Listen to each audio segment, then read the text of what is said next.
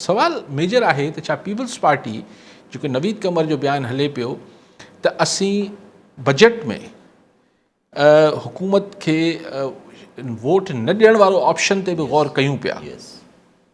हाणे इहो हिकिड़ो सीरियस थ्रेट हूंदो आहे ऐं सदाईं जॾहिं बजट ईंदा आहिनि कंहिं बि हुकूमत जा त जेके इतिहादी पार्टियूं हूंदियूं आहिनि उहो हिनखे तमामु हिकिड़ो सुनहरी मौक़ो सम्झंदियूं आहिनि त हीउ अहिड़ो मौक़ो आहे जिते हुकूमत खे मञणो ई मञणो आहे, हुकूमत गोॾा खोड़ींदी न त वोट ऑफ नो कॉन्फिडेंस थी वेंदो न, बजट फेल त माना एग्ज़ैक्टली। छाकाणि त अगरि बजट पास न कराए सघे, ट्रेजरी बिल को बि फिनेंस बिल अगरि हुकूमत न पास कराए सघंदी आहे त उहो ऑटोमेटिकली नो कॉन्फिडेंस थी वेंदो आहे। उन लाइ तव्हांखे नओं अदम एतमाद दाख़िल करण जी ज़रूरत न हूंदी आहे। सो पीपल्स पार्टी जा मुतालबा जेको ज़ाहिरी तरह असीं ॾिसूं था त उन्हनि खे पंजाब में पावर शेयरिंग खपे, फेडरल में बि कुझु हूंदा मामलात।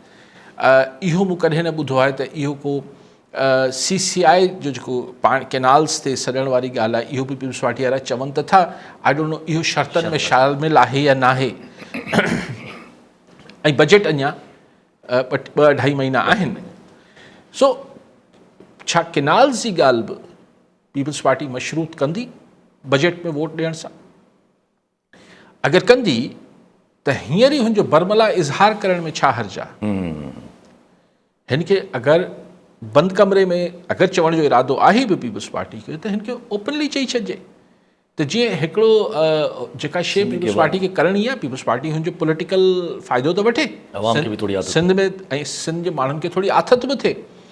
छाकाणि त बजट पास कराइणु जेको आहे उहो जॾहिं असां सो उहो हिकिड़ो क्रूशल यानी हिकिड़ो तमामु नाज़ुक मौक़ो हूंदो आहे हुकूमत वटि। अगरि हुन नंबर गेम पूरा न हुजनि त हू हुकूमत ख़तमु थी वेंदी। लेकिन हाणे इहा ॻाल्हि त थी वई, लेकिन सवाल इहो आहे त जॾहिं असांजे मुल्क में हिकिड़ी हाइब्रिड हुकूमत हुजे, यानी जिथे इस्टेब्लिशमेंट ऐं हुकूमत हिकिड़े पेज ते हुजनि, त पोइ बजट पास कराइणु त छा बजट पास कराइणु सिर्फ़ु सिविलियन हुकूमत जो कमु हूंदो आहे?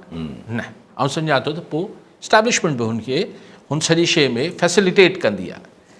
हीउ इतिहाद थियणु असांजे मुल्क में, इतिहाद जुड़णु, इतिहाद टुटणु, ख़ान खे जेसिताईं बाजवा इस्टेब्लिशमेंट जी सपोर्ट हुई, MQM बि गॾु बीठल हुई, बाप पार्टी बि गॾु बीठल हुई, कहिड़ी जेके पार्टियूं हुयूं, MQM हुई, काफ़ लीग हुई, सभु बीठा हुआ गॾु।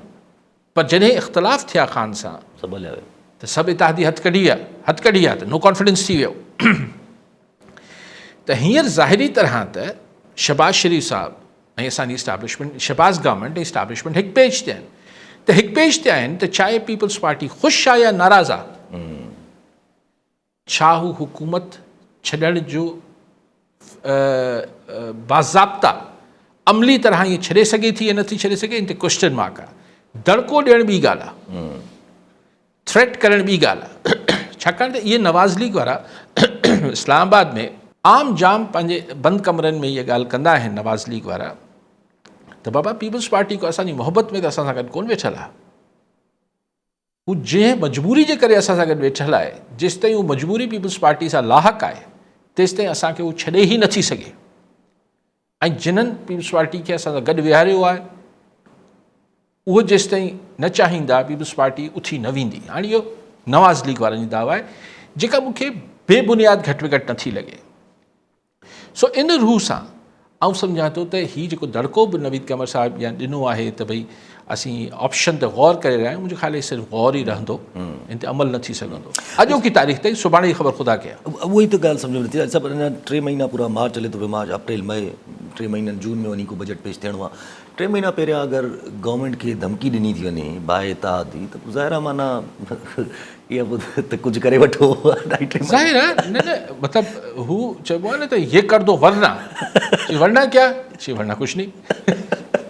पर अगरि को वरना में अची वञे, जी हा, अगरि वरना में केरु अची वञे, तड़के में धमकी में केरु अची वञे त सुठी ॻाल्हि आहे। अची वेंदो त पोइ ज़ाहिरी ॻाल्हि आहे त पोइ त वरी जेको सही हू अॻियां बि जेके आहिनि उहो को स्टूडेंट ऐं कॉलेज जा सियासतदान, स्टूडेंट यूनियन त कोन था हलाइनि न, उहे बि खड़पील आहिनि, उहे बि ज़माने खां इहे सियासत कनि पिया शहबाज़ वारा ऐं हीअ सभु नवाज़ लीग वारा।